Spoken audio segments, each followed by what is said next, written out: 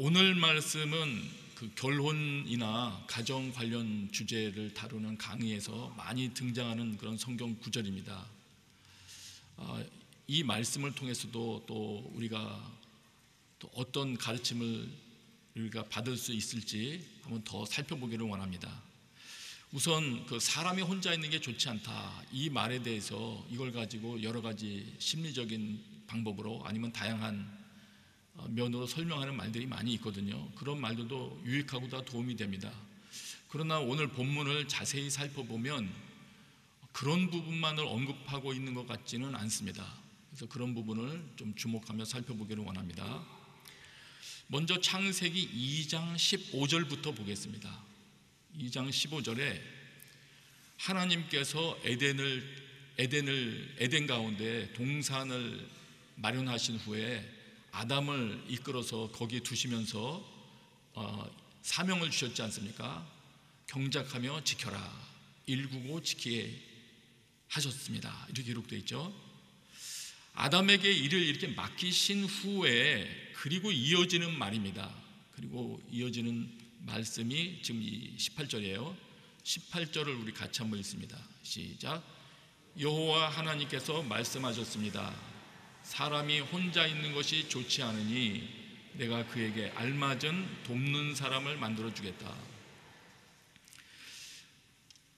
지금 그 명령을 주신 후에 사람이 혼자 있는 것이 좋지 않다, 이 말이 나오는 내용과 그리고 더 앞에 사람을 창조하셨을 때 하나님께서 목적을 가지고 명령을 이미 주신 1장의 말씀이 있거든요. 그걸 함께 보면은 다른 생각을 좀 갖게 합니다. 창세기 1장에 이런 명령을 이미 하셨지 않습니까? 우리가 우리의 형상대로 우리의 모양을 따라 사람을 만들어서 다스리게 하자, 이렇게 하신 후에 창세기 1장 27절에 보면 하나님께서 사람을 그분의 형상대로 만드십니다.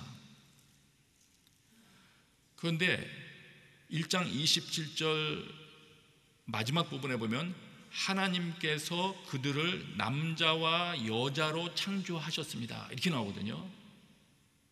그분의 형상대로 만들었다고 하시면서 이어지는 말에 설명하기를 그들을 남자와 여자로 창조하셨다.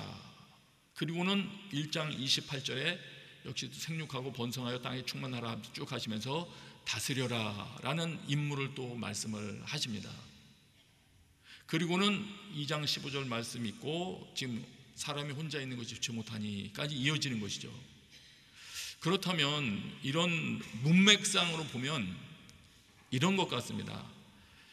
이 하나님의 형상으로 지음받았다는 이야기가 특별한 하나님의 대리자로서 다스리는 그 임무를 부여받은 그런 존재라고 우리가 많이 인식을 하고 있는데, 그 하나님의 대리자 또 하나님의 형상이라고 지음받았다는 것은 남녀로 존재한다는 의미도 거기 포함되는 것 같다, 이렇게 읽힙니다.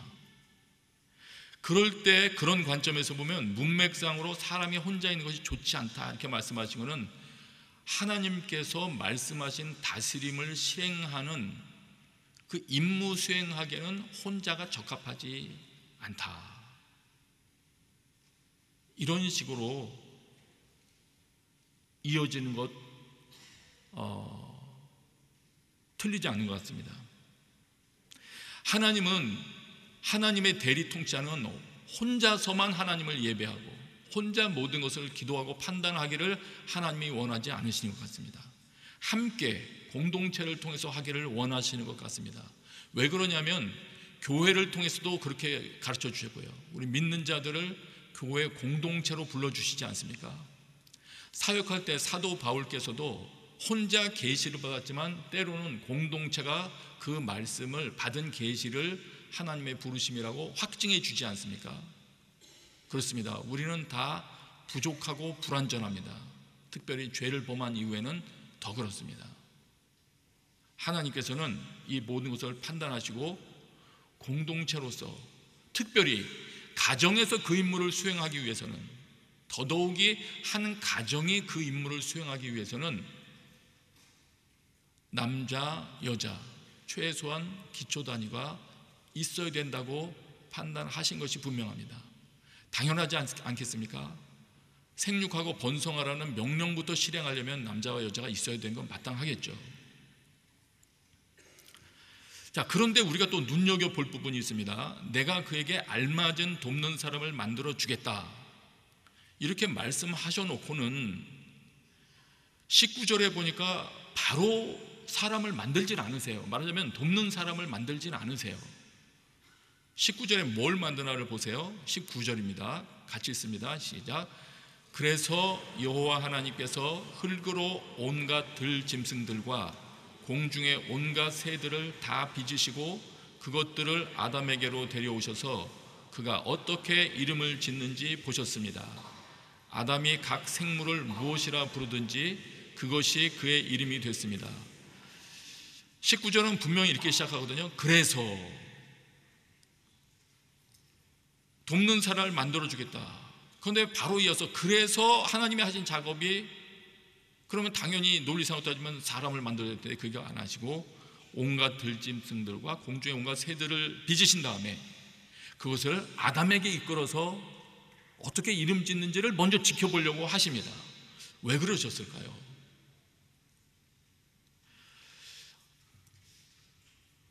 대략 이런 두 가지를 의도하셨을 것이라고 짐작이 됩니다. 하나는 하나님께서 아담에게 가장 적합한, 그런 가장 알맞은 돕는 사람을 만들어 주시려고 아담의 선택이나 반응을 보면서 아담의 특징을 살피신 것이죠. 아담에게 가장 적합한 것을 만들어 주기 위해서 하나님이 아담을 살피신 그런 방법도 되고요, 그런 기회도 되고요. 그 다음에 또 하나는 그 다음에 아담에게 그 여인을 만들어서 데려왔을 때 아담의 반응으로 봐서 아담의 마음을 준비시키기 위한 기간이었던 것 같습니다. 기간으로 이 기간을 쓰셨어요. 20절을 보세요. 20절입니다. 같이 읽습니다. 시작.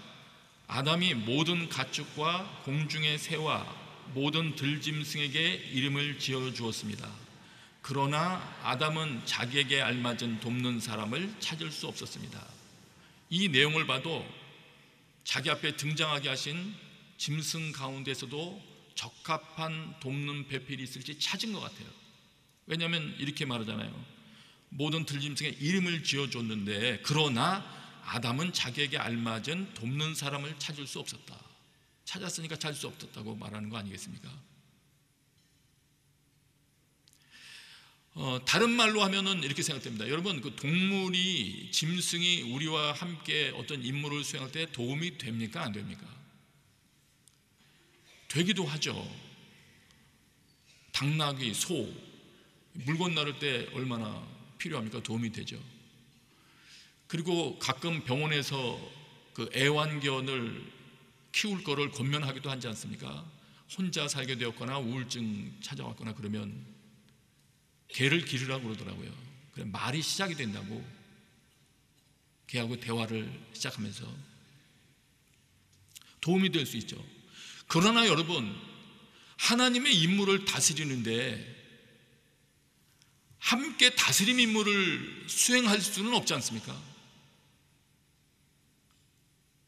아무리 그 당나귀가 건장하다고 해서 당나귀와 상의하면서 다스릴 수는 없잖아요.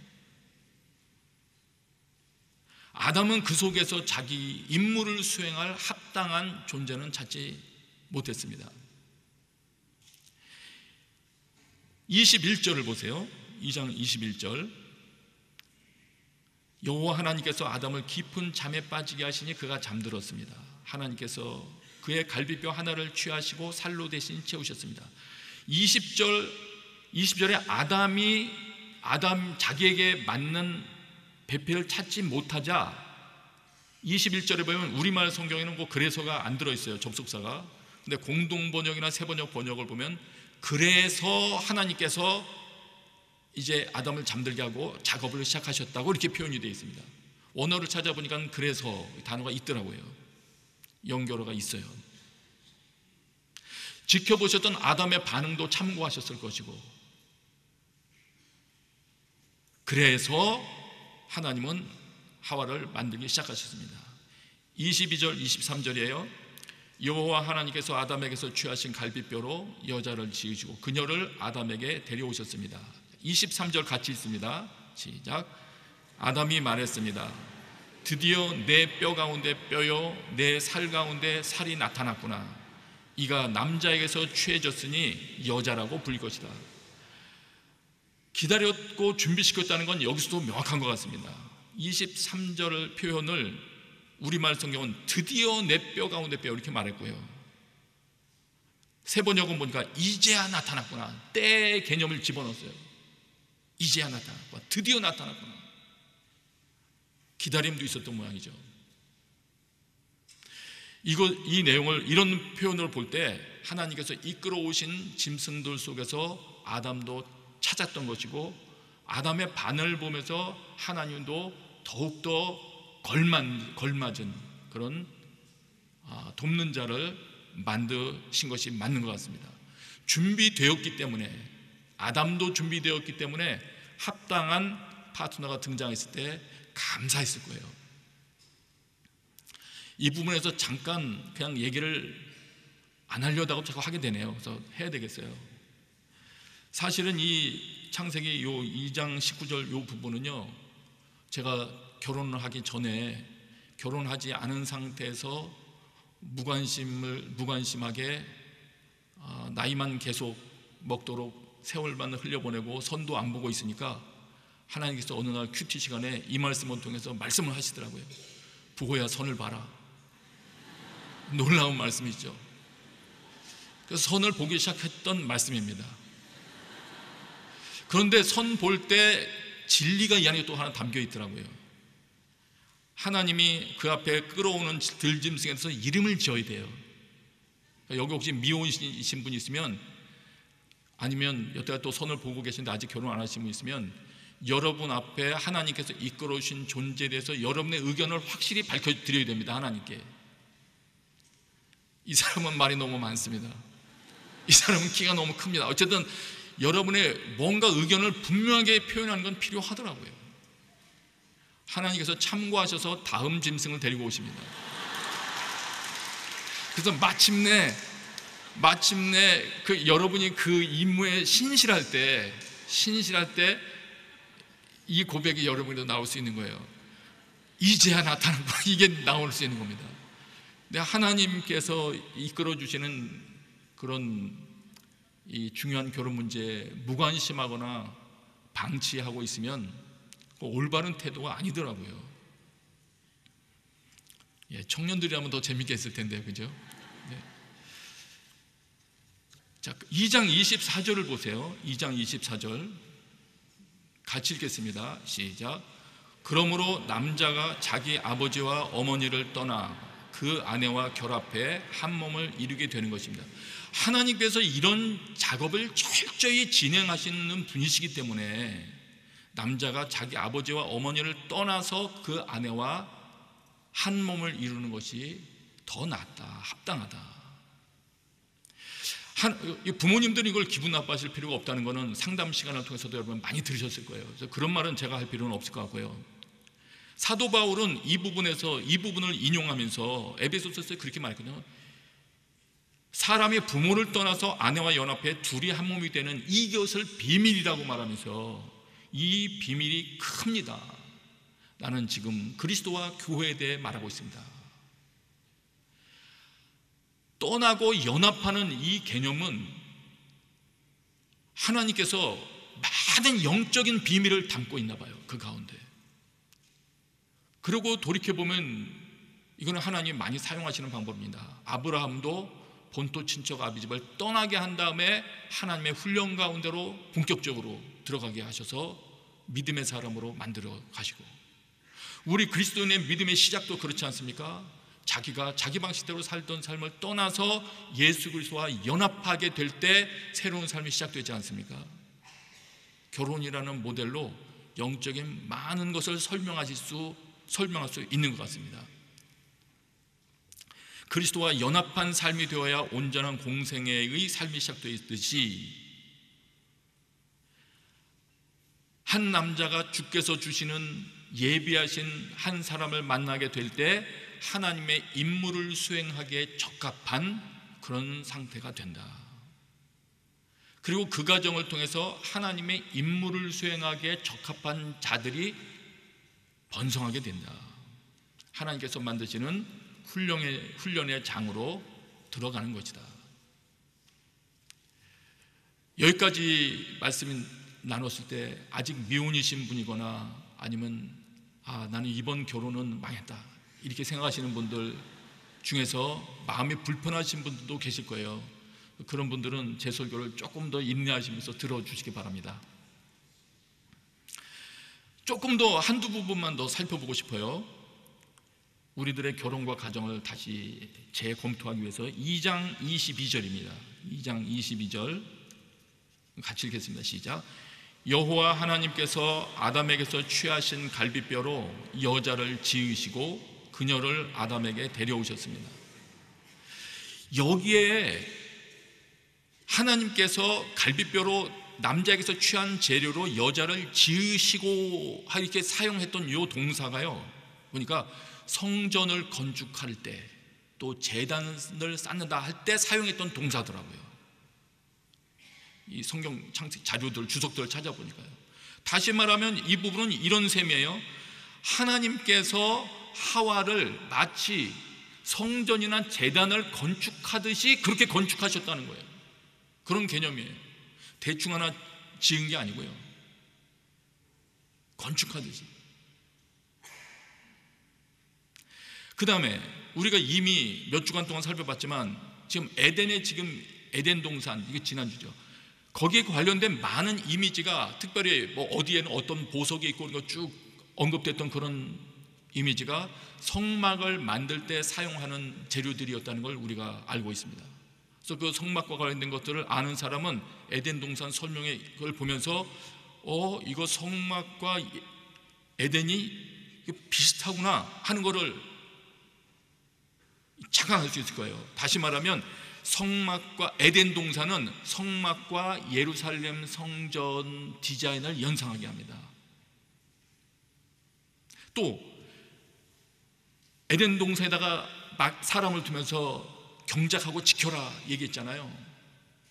이거는 이 경작하고 지킨다는 단어는 하나님을 예배한다, 말씀을 지킨다 이런 데도 사용하는 단어이기도 하고요, 레위인들이 성막에서 하는 임무를 수행할 때 쓰여지는 말이기도 합니다. 그러면 이런 내용들을 다 종합해보면 어떻게 알 수 있냐면은, 하나님께서 에덴의 첫 가정을 만드실 때 사용하고 계시는 그 어떤 설계 수준이라는 것은 성전 건축 수준인 것이에요. 하나님께서 가지고 계신 이 이 성전은 구별된 장소 아닙니까? 그리고 성전에서는 어떤 일이 일어납니까? 하나님과의 깊은 만남이 일어나는 것입니다. 그래서 그것을 염두에 두셨기 때문에 가정에서, 하나님이 염두에 두신 것은 가정에서 하나님과 그 가족 구성원들이 교제하는 가운데 그곳으로부터 통치가 흘러나오기를 기대하시고 만든 것입니다. 하나님의 나라의 임무를 이루어가기를. 대단한 것이죠. 엄청난 겁니다. 그냥 결혼 잘하지 그냥 그런 수준이 아니에요. 2장 23절도 한번 보세요. 아담이 말했습니다. 드디어 내 뼈 가운데 뼈요 내 살 가운데 살이 나타났구나.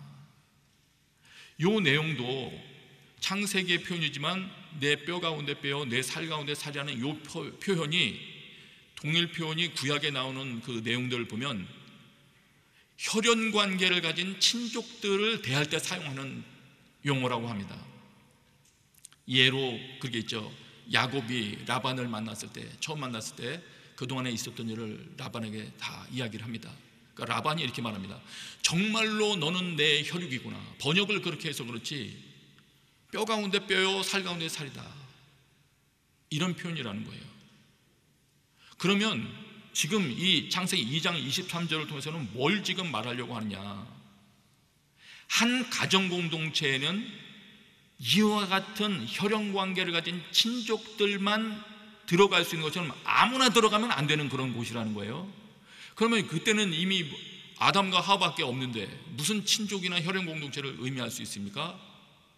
그러니까 이미 창세기부터 이런 것들을 사용하면서 후에 일어날 일에 대해서 가르쳐 주신 것이죠. 이미 예시해 주신 것이죠.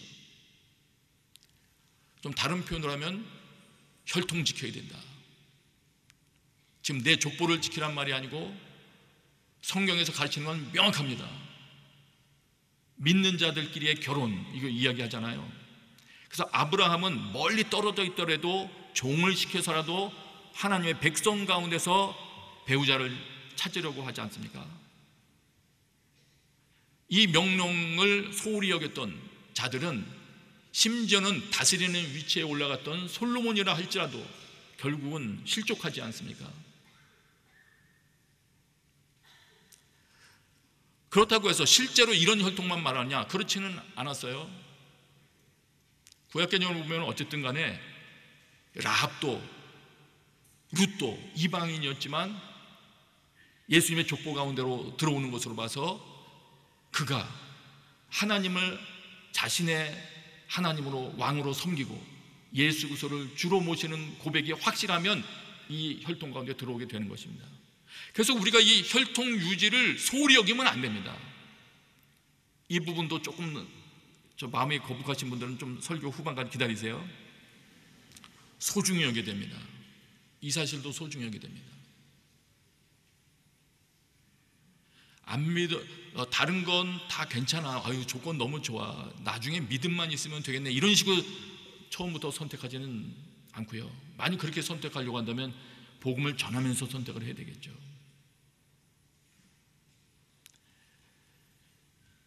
먼저 말씀을 드려야 되겠네요. 먼저 말씀을 드리고 그 다음 단계로 넘어갈게요. 근데 이런 단계에 도달하게 되면 부담을 가지게 되는 분들이 많이 계시죠. 어떤 면에서는 혼자 계신 분들은 희망을 가질 수도 있지만 이미 이런 걸 모르고 결혼했기 때문에 불신자와 결혼했고 혹은 이혼의 길을 걷게 되었고 여러 가지 사정으로 인해서 다양한 그런 어려움을 겪는 분들이 있지 않습니까? 삶의 문제가 그렇게 만만하지 않지 않습니까? 그럼 이런 성격 구절 있을 때 어떻게 해야 됩니까? 이미 나한테는 끝난 일이라고 덮어버립니까? 아니요, 그러지 마시고요. 오늘 거기에 대한 답은 이렇습니다. 지금 내 상태가 어떤 위치에 이르렀든지, 내가 과거에 하나님의 말씀을 몰라서 그랬든지 아니면 알면서도 실수했든지 아니면 우습게 여기서 죄를 범한 것이든지 어쨌든 그러나 오늘 알게 되었다면 지금 현재 그 상태에서 하나님과 동행하시기로 결정하면 되는 겁니다. 다시 하나님과 그 현재 이루어진 그 수준에서 그 상태에서 하나님 앞에 나아가 그분과 함께 상의하시면서 다음 길을 동행하면서 걷기 시작하시면 여러분, 하나님께는 죄 처리 방안이 있으신 분입니다. 회복의 길이 있으신 분이십니다. 이토록 아담 한 명을 두고도 관심을 가지시고 만드시려고 했던 그분이 이미 우리에 대해서 관심이 없으실 리가 없습니다. 특별히 하나님을 믿겠다고 따라 나온 여러분들에게 하나님께서 관심이 없으실 리가 없습니다. 그분 앞으로 나아가시면 해답이 있는 것입니다. 회복의 길이 있는 것입니다. 앞으로 생애가 얼마가 남았든지 간에 틀렸어 이런 생각하지 마시고요. 하나님 회복되어서 이왕이면 하나님께서 처음에 생각하셨던 하나님의 사명을 수행하는 가정의 기능을 조금이라도 회복하고 이루게 하여 주옵소서. 그 간구가 있는 것이 옳습니다. 이상의 가르침들을 가지고 오늘 우리들의 가정이나 결혼 생활을 돌이켜볼 때 아쉬운 점이 하나 있죠. 현재 대부분 결혼에 대한 상담이나 이런 서적들 같은 데를 보면 좀 불만족스러운 부분, 유감이라고 판단되어지는 부분은 그곳에 모든 해법이 지향하는 바나 아니면 열쇠가 거의 개인의 행복에 맞춰져 있다는 거예요. 하나님의 목표 이런 건 없더라고요. 대개의 경우 없어요.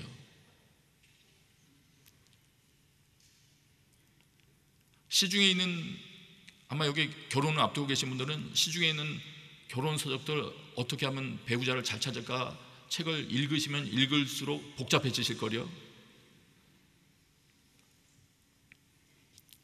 하나님께서 이처럼 우리의 결혼과 가정에 심혈을 기울이셨다는 것을 오늘 우리가 알았다면 현재 우리의 가정생활과 결혼생활에 대해서 하나님의 말씀에 비추어 재검토해 보면서 두려워할 필요가 없어요.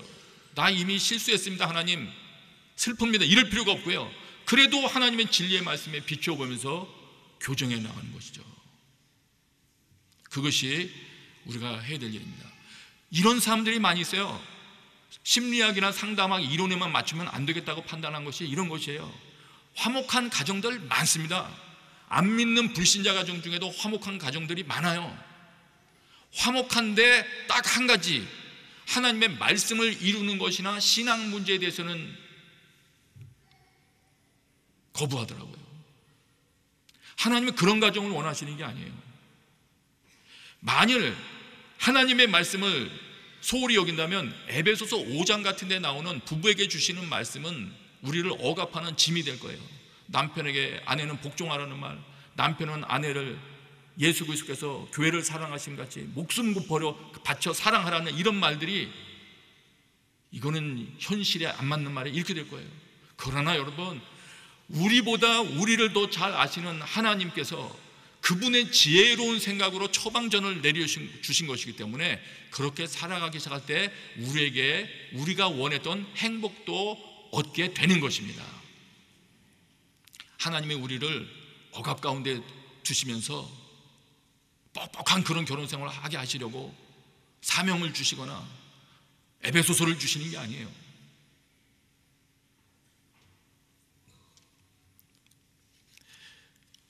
마무리하겠습니다.